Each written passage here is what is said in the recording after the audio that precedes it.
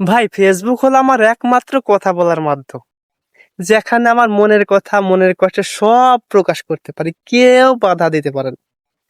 এই জন্য আমি ফেসবুকেই সব কথা বলি এখন, বুঝতে পারছেন?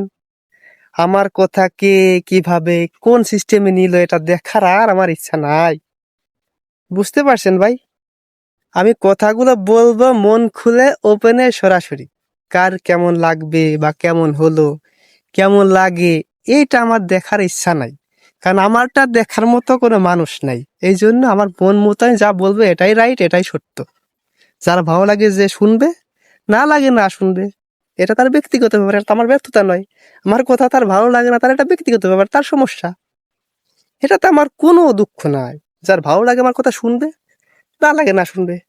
আর যারা অডিয়েন্স আমাকে ভালোবাসবে, তারা আমার কথা এমনিতেই শুনবে। আর আমি শুধু তাদের অডিয়েন্সকে বলি না, ব্যক্তিগত হ্যাডামগিরি এটা ওটা আমি সবগিরি কথাগুলো আর ফেসবুকেই বলবো এখন থেকে।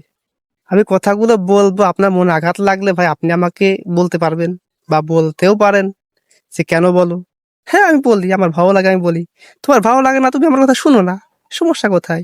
কোনো সমস্যা নাই। যারা আমাকে ভালোবাসে তারা আমাকে সাপোর্ট করবে, পাশে থাকবে, অবহেলা করবে না কখনো, বুঝতে পারছেন? তুমি কি বলবা, আমার আমার বলে কোনো কথা নাই।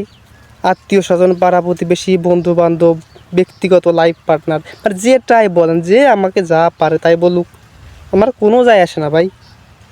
আমার কাজ করব আমি, আপনার বাপের খাই না, আপনার কথা আমার শোনার কোনো ইচ্ছাও নাই, আপনার কামাইও আমি খাই না। আমার ব্যক্তিগতভাবে আমি চলি, আমার মতো আমি থাকি, আমার সংসার আমি করি। আপনার সমস্যা কোথায়?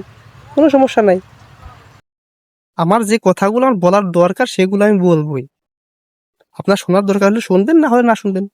আর যারা ভালোবাসার মানুষ আমার পাশে এমনিতেই থাকবে, তাদের মারলেও আমি শোনাতে পারবো না।